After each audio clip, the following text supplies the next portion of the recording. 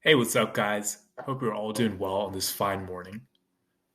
This is day three of my recovery process, so want to give you an update of where I'm at, what sparked my decision to get surgery, just overall what it was like, what are some of the small details in between to help you to be better equipped for when you're getting your surgery.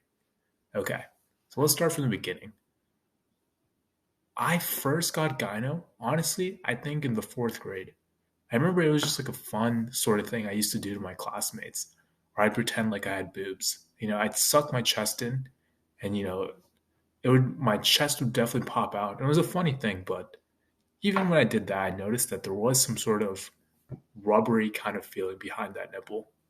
And I searched it up on the internet, said that it was one of the signs of someone hitting puberty. I was definitely excited to hear that, but at the same time, right, that's not a traditionally male characteristic. I was hoping that it would go away, like they said in the articles listed.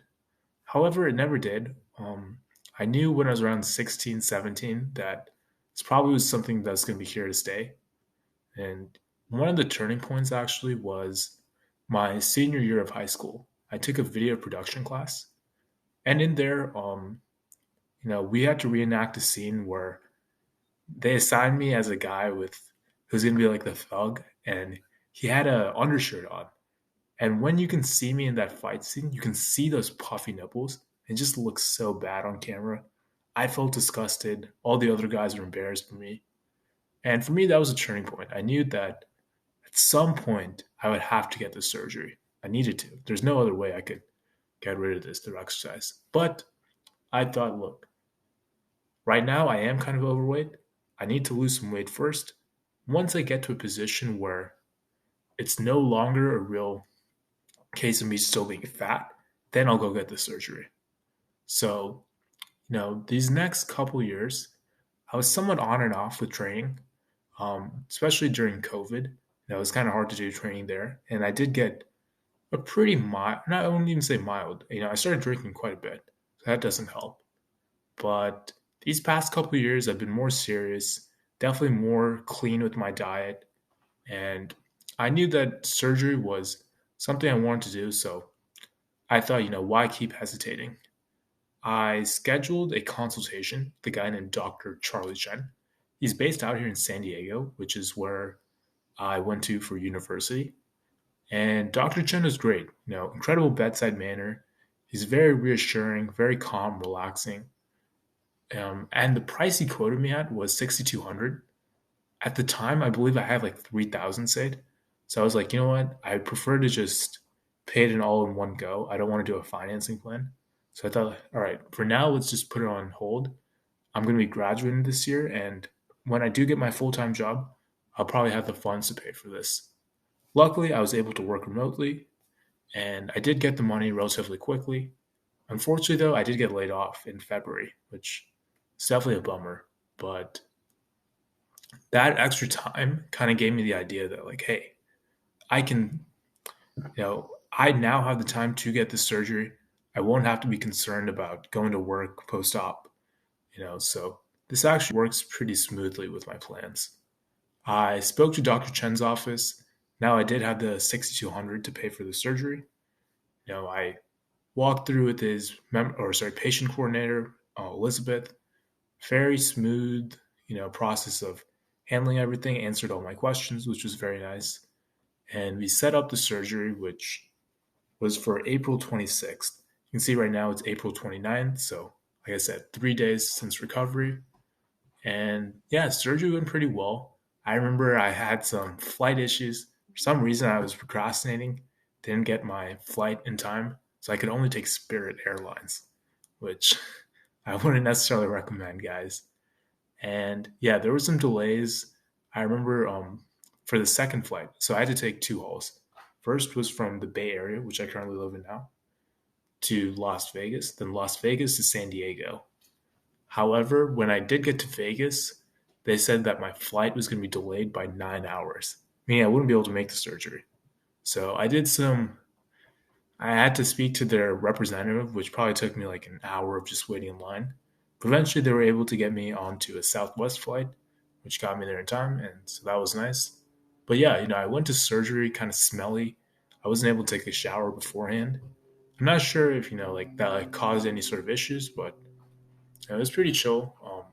Surgery, they were all Dr. Chen drew up the lines on my body, and from there, yeah, we went to the surgeon table, spoke to the anesthesiologist, kind of calmed me down, gave me my concerns, and from there, it was a pretty smooth surgery. Honestly, I remember him inputting the general IV inside of me, and yeah, I just kind of knocked out. I don't really remember what happened after that. I remember waking up. I had to take a shit, which is a funny experience. But yeah, I was starting to like make some chest analogy with it. I was explaining it to the nurse, which that was really just all I remember from waking up. Um, yeah, I chose happy to help as the person that would be taking me back. If you don't have a designated person to drive you back, you're gonna have to pay for a service like happy to help. Since you're under the general anesthesia, you're not considered as mentally capable to operate by yourself, getting like rideshare plans like or rideshare app like Uber or Lyft. So for that reason, I chose Happy to Help. They're on the pricier side. Like I said, I kind of booked them last minute, but yeah, I think they're a good program. They also, if you are trying to go with Dr. Charlie Chen, they do have a good relationship with him. So there's that. Now for the recovery process, I've gotten this tip from the Austin Gynecomastia Clinic. And what they said is pretend like you don't have arms. Like when you're getting out of this chair, my natural thing was to use my arms to like kind of do a dip and push me off. Rather, I just put my arms to my chest, remind myself I'm not supposed to use my arms, and I get up like that. So that is one thing you want to do.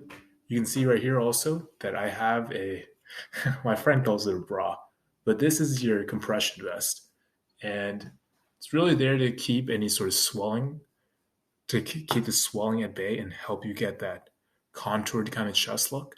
So, highly, I mean, this is what your doctor recommends. Keep it on, don't get lazy with it. Sometimes you'll find some sort of like awkward movements. Sometimes people recommend putting a t shirt underneath, but I'm not doing that. Yeah, since I'll do like an adjustment here and there. Like I feel it under my armpit or it's just kind of awkward around the nipple area. But keep that thing on. Your body will thank you, 1 month from down the line. And yeah, avoid doing anything too strenuous, especially on the first day. You have a friend who can cook you some food, do that, right? Don't go on too many late night walks. I would recommend, or sorry, just walks in general. Yeah, I remember like in my area it was just kind of cold. That was the issue. So like it's like 60 degrees, which is not too bad, but just coming out of surgery was tough for me personally. So yeah, I mean this is all the main stuff. Let me know if you have any comments. I'll reach out. I'll respond to every single one of them. With that being said, hope you guys have a wonderful rest of your day. Surgery is a very personal, maybe scary kind of process. So feel free to reach out if you have any sort of questions. Always happy to help. All right, take care, guys.